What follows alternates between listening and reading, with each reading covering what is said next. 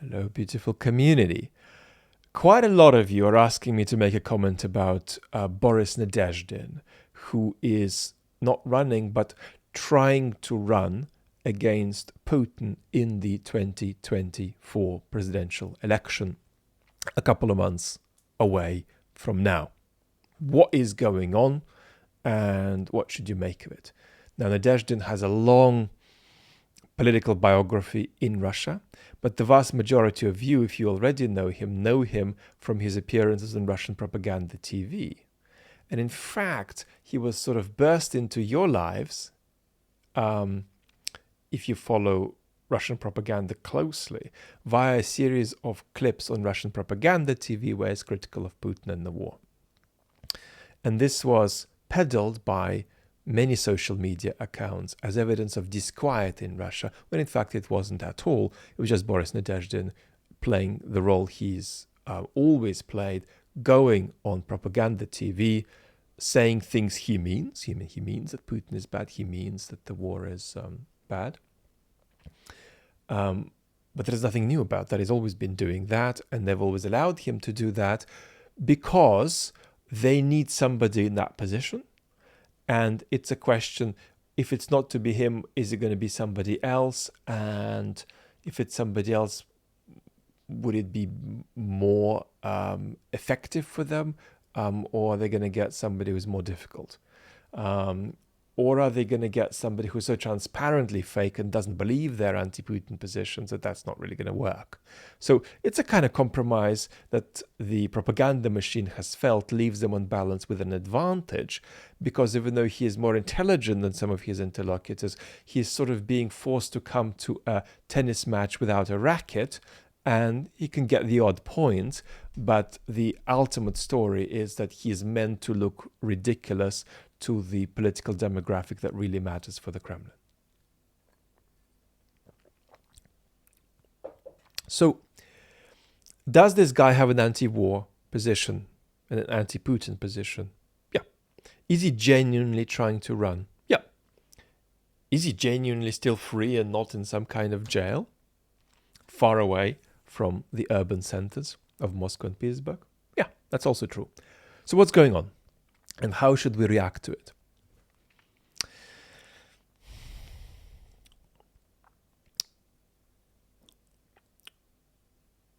The regime is in many ways vertical, but it is also in many ways like a kind of mafia organization with different centers of power proceeding in somewhat informal ways with somewhat informal roles. And in that sort of lugubrious mess over which Putin presides, there are two separate pools. The first pool is to just repress the heck out of anything that looks like opposition or even heterodoxy. But the second pool is we've got to run an election that looks sufficiently like an election.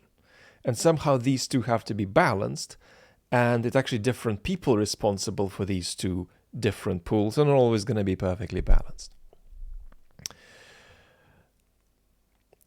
They have allowed Mr. Nadezhdin to run up until the point of gathering a lot of signatures, generating clips of people lining up in Russia and Russian citizens outside Russia to leave a signature for him. And now the regime faces a question. Have we made a mistake already in letting him get this far? Or is he still sufficiently playing a role that is adequate for us? That's to say, we need somebody to play some kind of role of that kind. We need, for the benefit of a foreign audience, the appearance of a degree of diversity and pluralism. We need domestically to continue our policy of not entirely asphyxiating all dissenting voices. We need to integrate that into the electoral ritual. So, have we made a mistake already? And if we have or haven't, would we be making a mistake if we allowed this story to run further? If we allowed him to not just gather all the signatures, generate this publicity, but also even register him for the election? On the one hand, you might say, well, he's going to tap out at just over 1 million, or we can bring it about that he taps out at just over 1 million votes. So that's not a problem. But on the other hand, he's going to be actually running, and then he's going to have lots of opportunities and benefits that just bureaucratically come with the position of being a recognized candidate running. So maybe that's not going to be good, and so on. So the Kremlin is going to be making these decisions. I've got a very clear judgment that it would be an apocalyptic self-own for them to allow him to register, and that they're not going to allow him to register. If they allow him to register, it would be both a great surprise and really quite good for us, because anybody who's opposed to the Putin regime wants instability for them. They're going to get that if they let him register. It's more debatable whether they've made a mistake so far, but I would say that they have. The hope was that he would be much more vacant and much more unsubstantial in his advocacy, in the clarity of his message, and in his capacity to mobilize people. So it's gone a little bit further than they would have liked. And maybe it's gone further than he anticipated it would go, right? So let's say a little bit about what that looks like politically and who benefits and why it's allowed to happen. And let's start, however, with extraordinary brutality and cruelty that we've got to demonstrate at this point to what I would call the depoliticized or consumerist response to what is going on. And here is this response. Let's say we're an observer of Russia, which is what we are. We're sitting in the West, and we're saying none of this matters at all. And the candidate, Boris Nadezhdin, presents no interest because, look, listen to what he has to say about Crimea. He can't say that Crimea is Ukrainian. Listen to what he says about what happened in 2008 in Georgia. He says it's Georgia's fault. Listen to what he says about any international jurisdiction over Russian war criminals. He says he would never give away Girkin or Putin to any kind of international body. You can continue that list. Look at what's happening with real oppositional figures in Russia, like Mr. Navalny. He is in a far away jail, and all of his colleagues are either quietened and in Russia or in exile. So what's the story here? How is Nadezhdin any different to Putin, in the big picture scheme of things? And that's a consumerist reaction and a depoliticized reaction, because nobody is offering you to marry Mr. Nadezhdin. Nobody is offering us anything. In fact, we're outside of Russia, and all we have is an interest in the politicization of their domestic affairs, because that undermines the Putin regime. We're interested in undermining the Putin regime. And nobody's even asking Russians to, buy or marry Mr. Nadezhdin. It's just a political project. And the question is, if you're a Russian citizen who is against the war, can you take advantage of this project? If you're a Ukrainian, can you take advantage of this project? If you are Canadian and you don't like the Kremlin threatening the world with nuclear weapons every Tuesday and invading Ukraine, well, can you take advantage of it? So let's look at this dynamic. So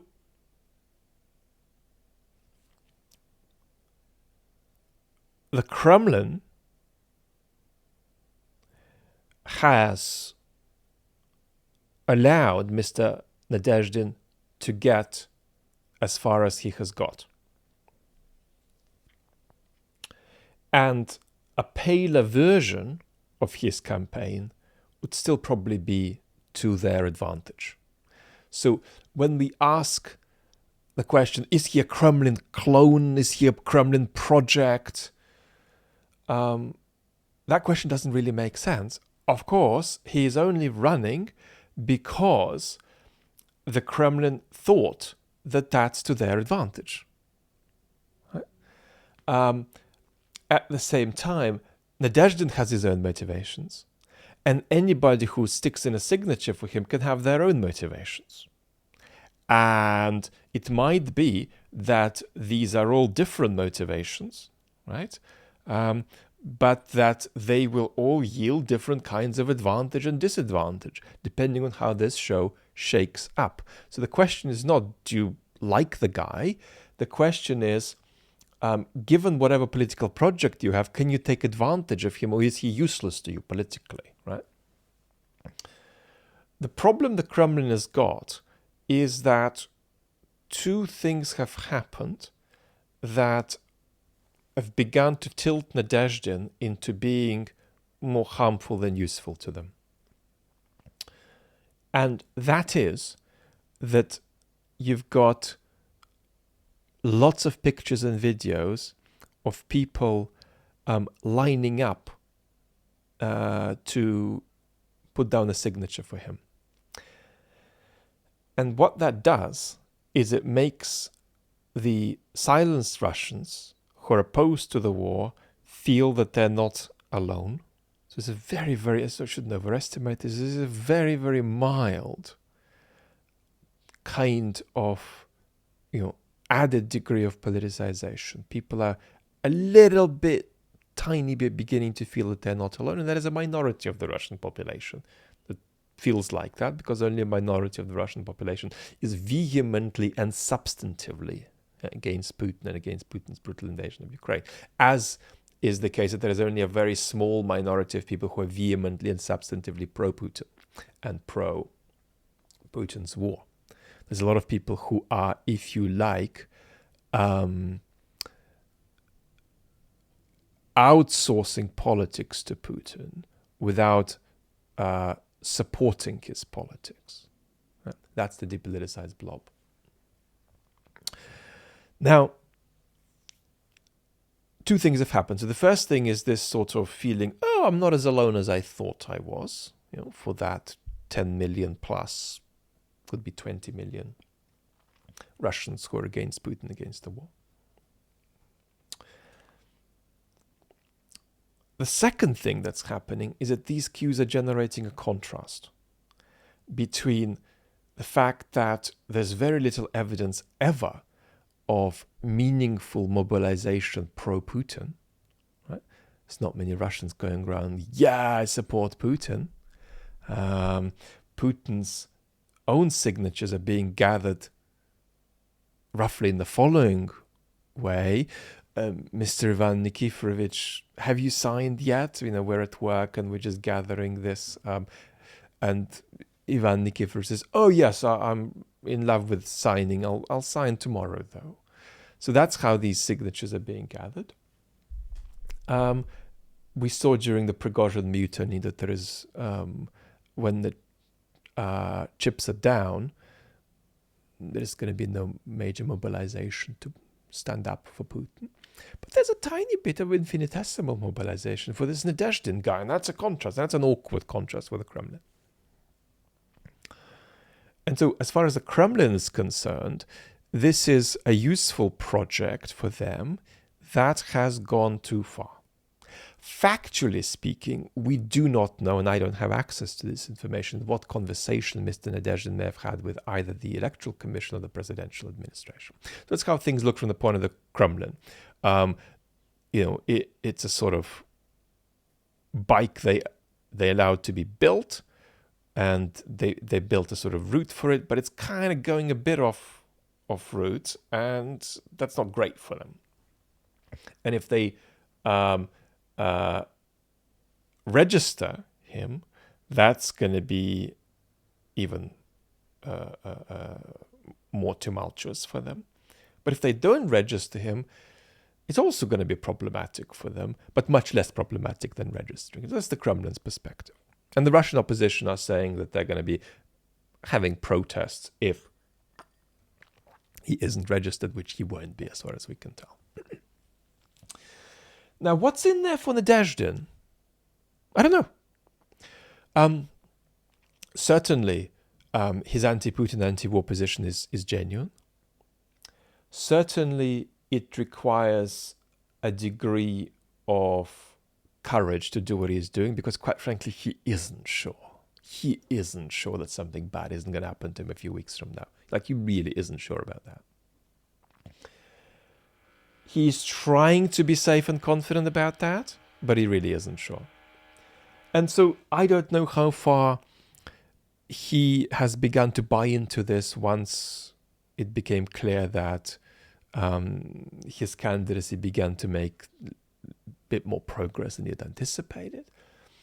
I don't know how far he thought that he'd always played like he's playing it now ahead of time. So what can I tell you about him with confidence? One thing I can tell you is that he is very careful and strategic. So he'd be sitting down and maybe sitting down with advisors and maybe taking the temperature in terms of all of the connections he has. There's a lot of connections. And saying to himself, okay, Russian occupation of Ukrainian territory, what can I say about that? What's wrong with Putin? What can I say about that? What can't I say about it?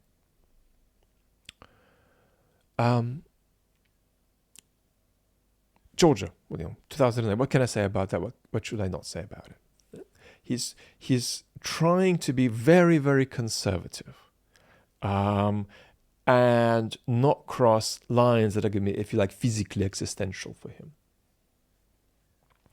So that's what I can say. Now, let's say a little bit more about other actors involved. The Russian people, the Russian opposition, us, Ukrainians. The majority of the people who are lining up are not lining up because he gives an amiable impression, which indeed a lot of Russians feel he does. They're lining up because it's a relatively safe way of expressing a dislike for the war. And it's a relatively safe way of expressing a dislike for where the Putin regime is trending. Somebody might say, well, look, if you've put a signature for Nadezhdin, you could get in trouble. But I suppose the answer to that would be, if they're going to go out and get the 105,000 people who are going to be his signatories, by that time the country would have become such a totalitarian nightmare, you're going to have other things to worry about than your Nadezhdin signature. So it's a relatively safe way to do something that you otherwise can't easily do without considerable risk. So they're not going there because they're in love with Nadezhdin, they're going there because it feels like it's a very minor bit of space to act. What about the Russian opposition? Well, they have, despite their ongoing squabbles,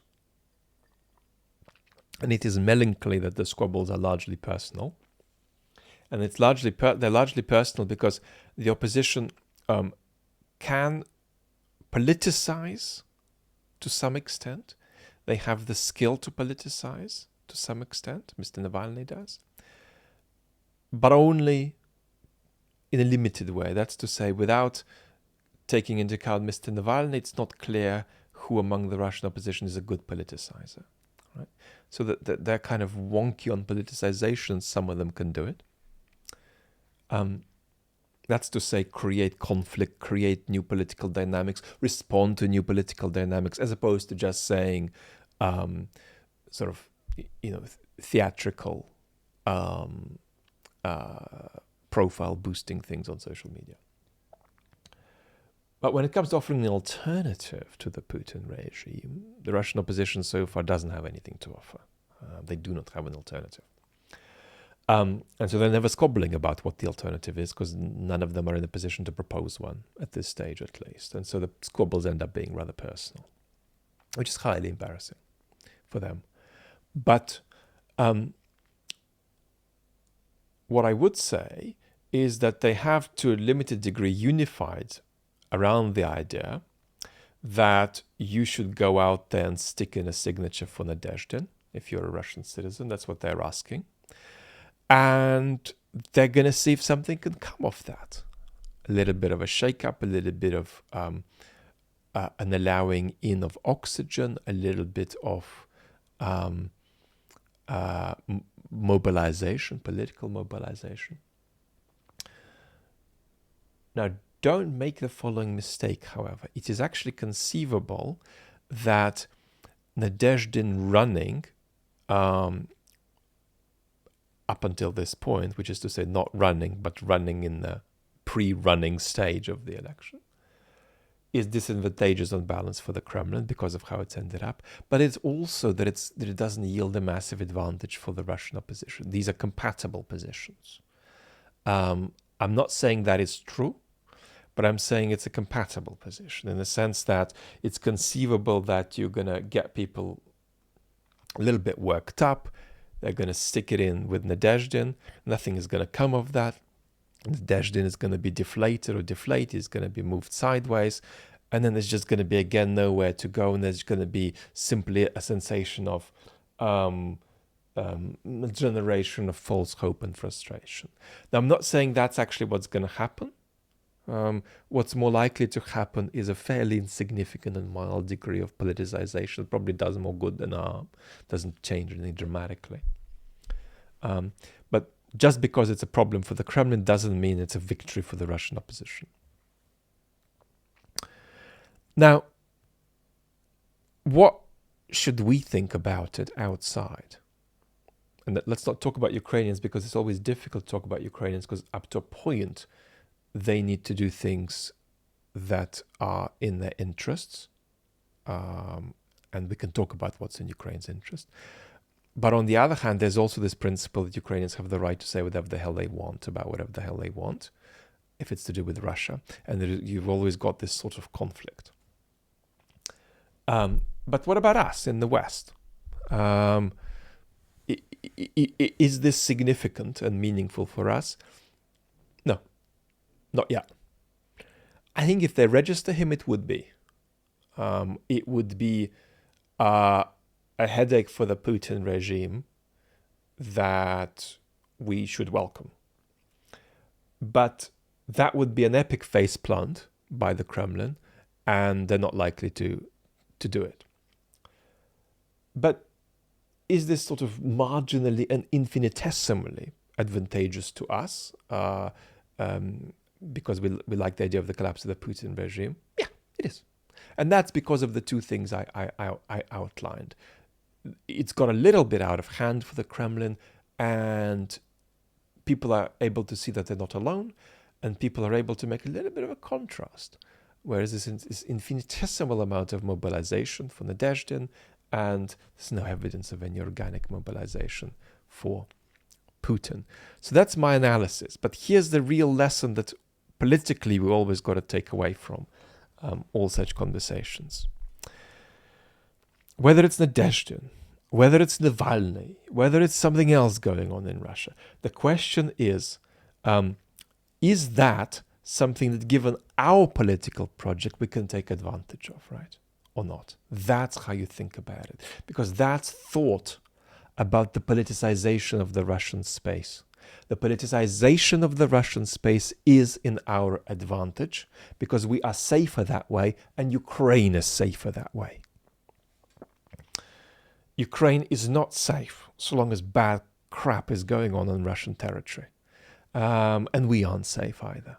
So we've got to start understanding that we've got to politicize the ex-Soviet space. We've got to start thinking in political terms about it.